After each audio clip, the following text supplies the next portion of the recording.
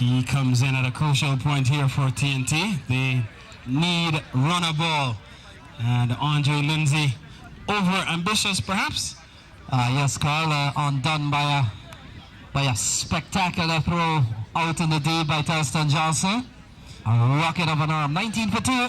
And then, of course, Len Telston Johnson with the one finger pursed across the lips, indicating that the crowd should settle down, should be quiet, as he has just effected a very important removal. So Derval Green, and this one, Derval Green gets off the mark. Troy Dudnot intent on not even giving up a single there, Carl. Made a spirited try to cut off a single, 20 for 2. Trinidad Invitational trailing by 186, 189 balls remaining. And Faisal Taj, he comes in to strike. He is on 7 and will face Troy Dudnot.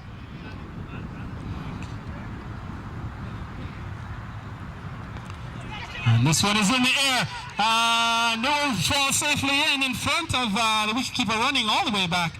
So miscue by Faisal Taj, looking to pull over a long leg, and in the end, the fact that no fine leg whip feeler is in place, it allows Faisal Taj a life, and so he moves on now to 7, and the score up to 21 for 2. We're an over number. In fact, the 4th over comes to an end, and at the end of 4, TNT chasing 206.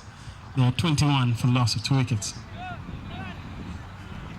While there is a break in the action, again, I want to remind fans and spectators that outside the off stump and beating the bat of Green, and so there is no chance to score. On September 7th, the inter-county games, the Guyana inter-county games, will bowl off at the Baisley Pond Park, and that one bowls off at 10 a.m. And so there will be 4 teams on tap for that event.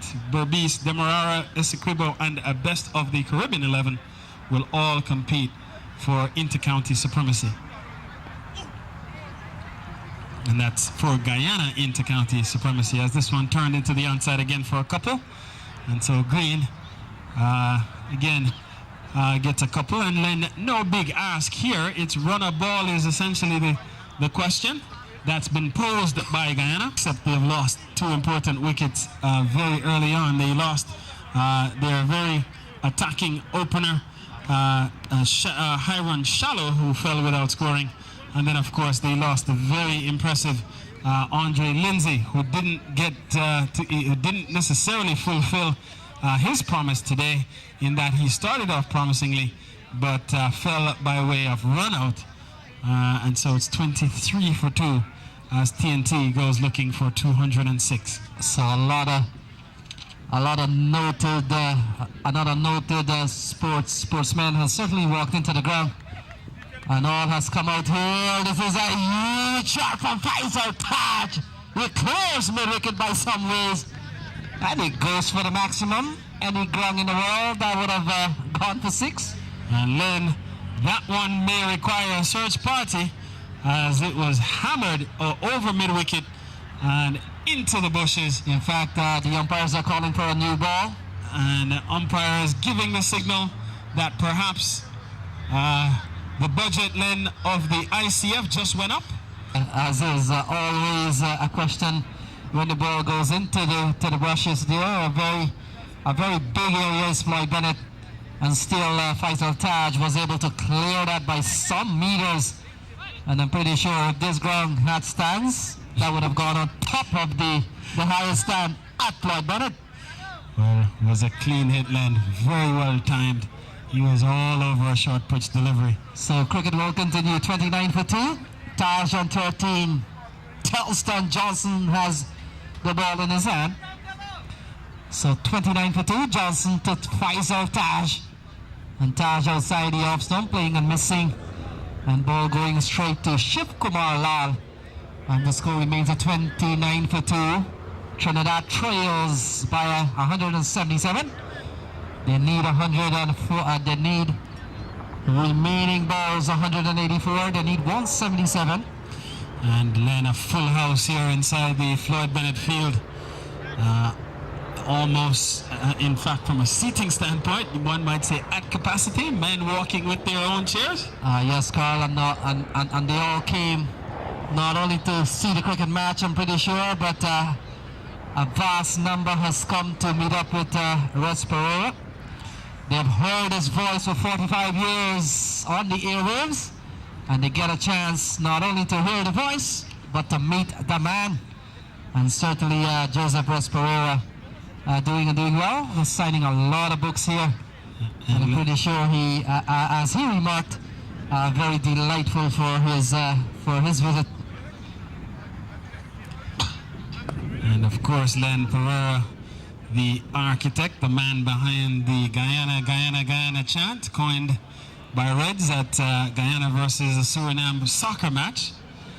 Of course, July 4th, which is Independence Day here in the U.S., July 4th, 1976, at the GFC. For the first time, Guyana defeated Suriname 2-0 and would not have won another game for 20 years until 20 years later on May 5th of 1996. So it was Reds who single-handedly motivated the nation to excellence at border. Yes, Carl, the last page of Red's book tells of a story of a young man by the name of Subhash Tribhuwan, who says that I lost my sight at a young age in Guyana, and I recall listening to Res Pereira while I was in hospital recovering from my unsuccessful operation. And I want to let you know how much comfort you brought to me as a blind boy growing up. And as you would have remarked earlier on, Carl, when the likes of Res Pereira and of course Tony Kogia, when they did their commentary from wherever part in the world they were based, we saw the game over the radio in living color. A couple here by Faisal Taj will take him up to 16 and the score up to 33 for 2. And Len, that's part of the reason why it's so difficult to almost imagine what it was back then as a broadcaster, having to essentially paint a picture for an audience who had no visual perspective as to what was transpiring in the actual venue. And these men did it so well and at such an excellent level for so many years. And certainly it only has bred a new breed of commentary, of commentators and color analysts across the world of cricket, and not only cricket as it pertains to the Caribbean, but other international sports.